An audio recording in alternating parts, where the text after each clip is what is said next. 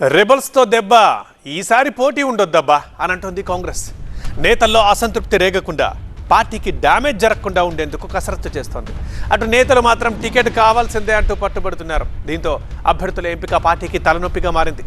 ఈ సమస్యకు పరిష్కారం కోసం ప్రత్యేక కసరత్తు చేస్తోంది కాంగ్రెస్ పార్టీ.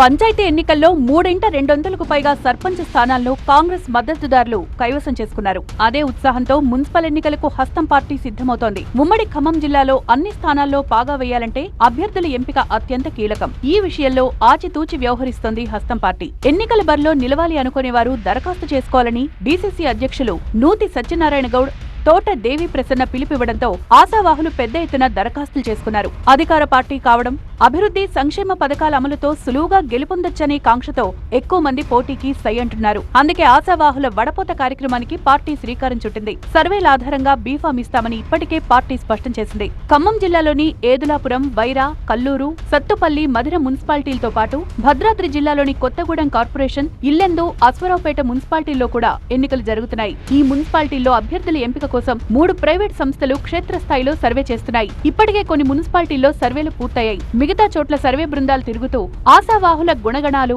ఆర్థిక అండదండలను ఆరా తీస్తున్నాయి. పార్టీకి విధేయులుగా ఉంటారా, ప్రజల్లో తిరుగుతున్నారా లేదా, సేవా దృక్పథం, ఆపదలో ఉన్నవారిని ఆదుకునే గుణం ఉందా, గెలిస్తే స్థానిక ఎమ్మెల్యే, మంత్రుల దృష్టికి ప్రజా సమస్యలు తీసుకువెళ్లి నిధులు రప్పిస్తారా, సభకు జనాన్ని తరలించే సామర్థ్యాలు ఉన్నాయా, అవినీతి ఆరోపణలున్నాయా, ఆర్థిక పరిస్థితులేంటి, ఇలా వివరాలను అడిగి తెలుసుకుంటున్నాయి సర్వే సంస్థలు. ప్రత్యామ్నాయాలపైన ఆరా తీస్తున్నాయి. ఒత్తిళ్లు, పైరవీలు ఉండవు. సర్వేల ఆధారంగా గెలిచే వారికే టికెట్లు ఇస్తామని మంత్రి పొంగులేటి శ్రీనివాసరెడ్డి స్పష్టం చేశారు.